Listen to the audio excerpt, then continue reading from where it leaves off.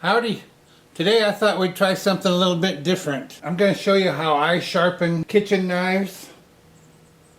Not how it's properly done, but just how I've always done it. And we're going to attempt as well to do it the proper way, which is not going to be the right way. It's just going to be a little bit closer to the right way. I'm qualifying all this because I don't want all the knife makers and knife sharpeners and all the experts to get down on me.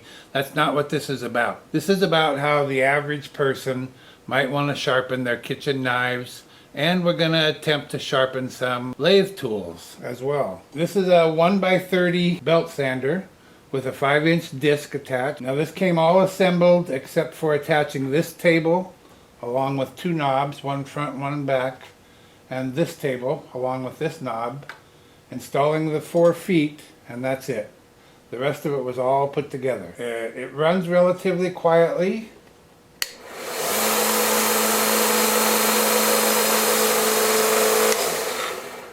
I have the tables adjusted 90 degrees to the belt and 90 degrees to the disc. Now I don't plan on using this disc ever in my life. It just comes with it.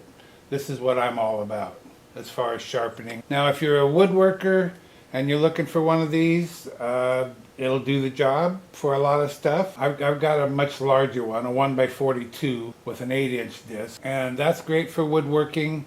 But you know, a lot of things that I do on one of these is round off the end of a dowel. You could do that on either of these. You can grind metal. It could be a metal dowel just as easily as a wood dowel. They have a lot of quick, convenient uses, but today I want to focus on sharpening. I am going to make a few modifications to this before we even get started. I'm going to replace this belt that came with the 80 grit belt, and that's just a bit coarse for sharpening knives or most anything else, I think, unless it's really, really dull, like maybe an axe or something. So I'm going to change out the belt. Probably that's it. Well, no, maybe one other thing. So let's get to it.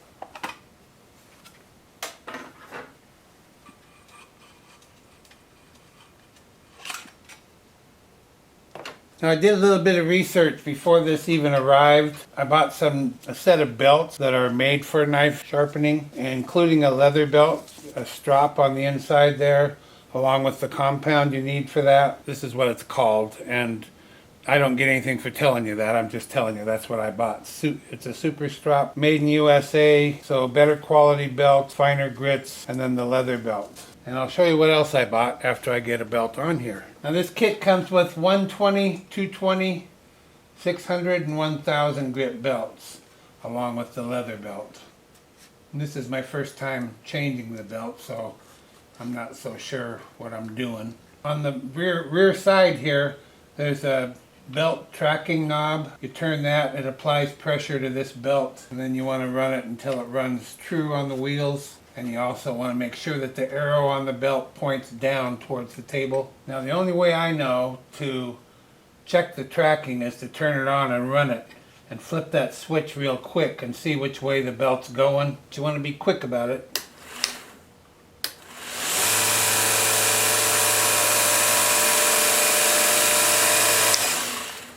Nice and true. So we're good. Now, the table. Well, the table tilts to 45 degrees.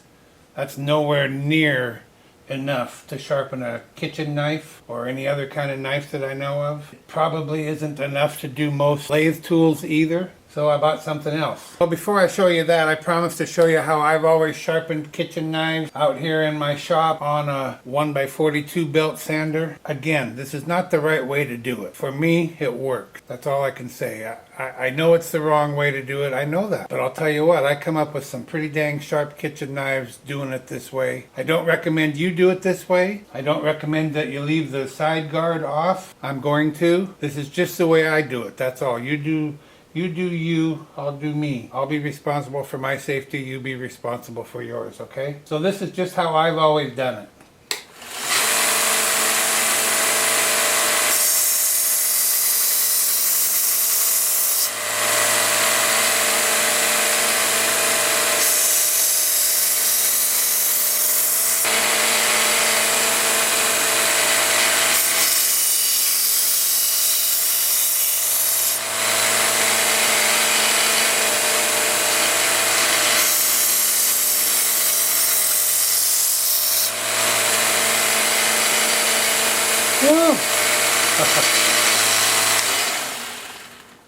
If you could have felt this before, and to feel it now, that is way sharper than it was.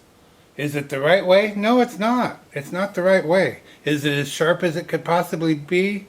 Heck no. We're using 120 grit here. We're not using 1,000 grit or 2,000 grit. We're not using a leather strop. We're just putting an edge on there that's going to last for a month, and then you do it again. And that was just 2 passes each direction, and that's it. And it's sharp heel to toe. I'm impressed already. So that's one way to do it. That's Phil's way to do it. I've installed this guide here. This is called an edge trailing guide, and this is an edge leading guide.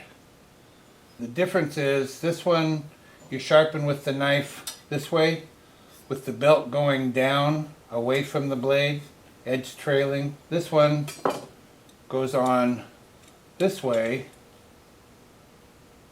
and you sharpen edge leading. Now that makes a lot of people nervous to sharpen into the belt as it's coming down into the sharp edge of the blade. And I understand that. I understand that very well. You could buy these singly. You could buy just that one and not this one. But I wasn't sure, so I bought a set of 2. I've been using this one, and I gotta tell you, I hate it. I just hate it. I've just been using it since I installed it today. I've never used it before. And I've just about ruined the edge of this knife.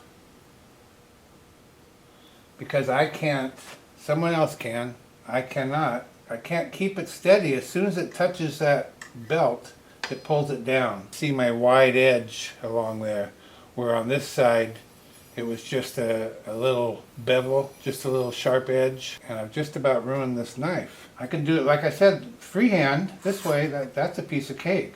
I don't know why it's so much easier without a guide. I'm really disappointed. I'm sorry I bought this thing, but there's something else we can try.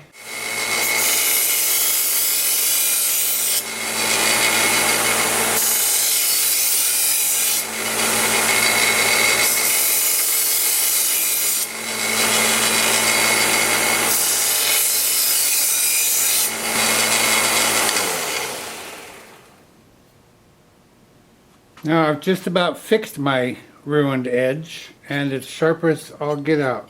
What I've done, I just laid it down on its back side, put this clamp on here, and now I can sharpen with it going away from me. It's just a whole lot more comfortable. It's easy to see what I'm doing. I think that's a great way to sharpen, at least knives. Cool, huh?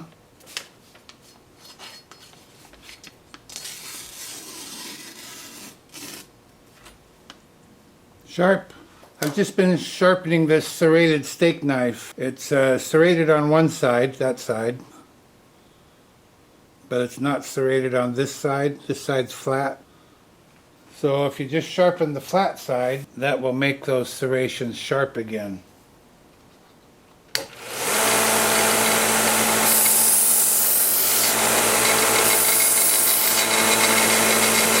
Oh yeah.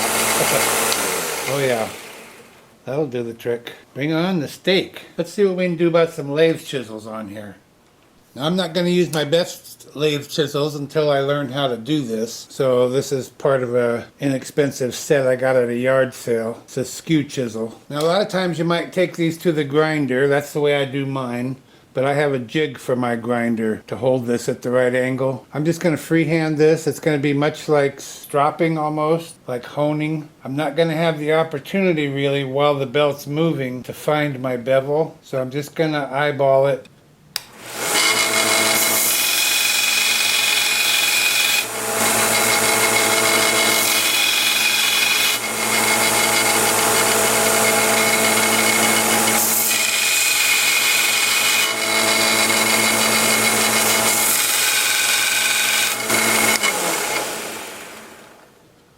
Well, it's plenty sharp. It doesn't look like a good bevel. Might be hard to, I'm thinking, in use. No, I think that would work because you're going to have the, on the tool rest here, and just this is going to be touching the wood. I think with practice, or maybe with this guide might help now. Okay, let's give this a go.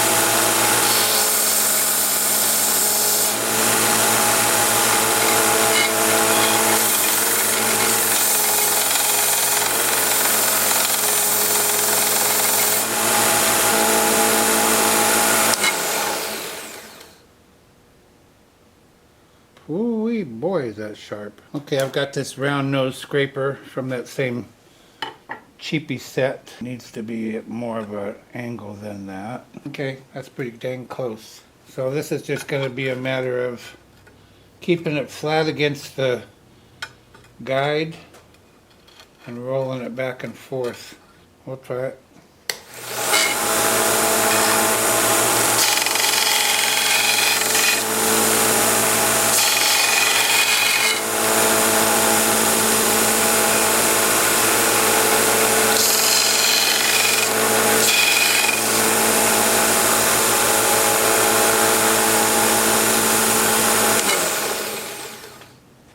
Okay, that's pretty close. And it's got a burr on there. I guess that'd work.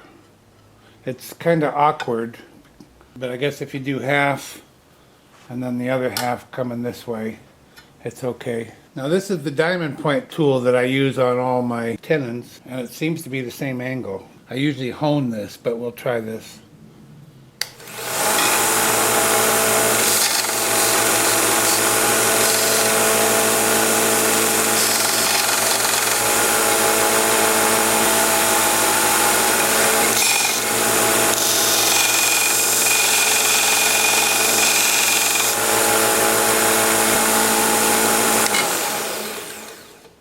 Hasn't been that sharp in a long time. Yeah, that works good. Now I've put the edge leading guide back on, and that means we're going to sharpen into the travel of the belt. The belt's going to be coming down, our sharp edge is going to be up. So what I've done is I've just held this up here and looked at the belt to see if it's matching the bevel, and I have it matching that bevel, and I've used this chisel before. This is from that same set, and it's a good chisel. It's good steel, it's a good shape, just about catch free. I use it sometimes when I do spindle turning. See if it works.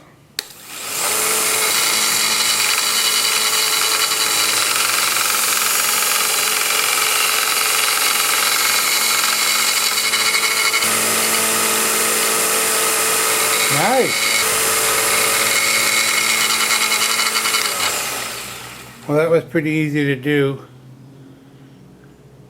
and it's sharp as can be. Before I ever had a YouTube channel, before I was really a wood turner, but just poking around once in a while on the lathe, this is how I sharpened my tools. But I always did it freehand, because those tables, the table that sits out here, just won't go to the angle that you need it to go to, because these are mostly woodworking tools, I believe. But you get these little guides, and there you go. That was pretty easy. I put my hand back here, put my thumb here, start at one corner and roll it over, and it's a nice even bevel. So that might be an answer for some folks that have trouble with sharpening. Oh, I want to sharpen my pocket knife. I'm just going to freehand this.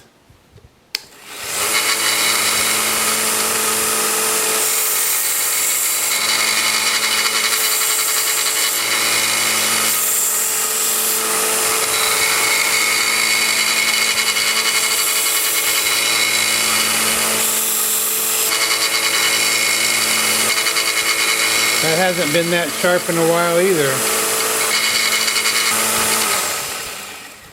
So there you have it. That's what I'm going to be doing with this little 1x30 belt sander with a cute little miter gauge. Sharpening kitchen knives. That's going to be its main purpose. And my pocket knife. It's got a 2.5 amp motor, which is about 1/3 of a horsepower, which seems to be plenty for a little sander like this. I didn't experience any slowdown, any bogging, nothing even close to that. To be honest, I've always looked at these little sanders as just toys, just too small to be of any use. I just never gave them much thought, but it's perfect for sharpening knives, sharpening things, sharpening axes, sharpening that machete you got in your pocket. And this is the Vevor brand, and I'm going to put a link down in the description if you want to take a look at it. An Amazon link, I think. If you go there and think you might want to buy one, be sure to look for the coupon code. There was one there last time I looked at it, an additional 5 or 10% off, something like that. So link in the description. New wood turning video tomorrow. Thanks for sitting through this with me. It was kind of fun for me. I hope it was fun for you. It was a real learning experience for me, I can tell you that. But I like it. I like it. It's quiet, it's small, it's lightweight, it's easy to move around. Okay, see you tomorrow. So for now, this is Phil, Shady Acres Woodshop, signing off.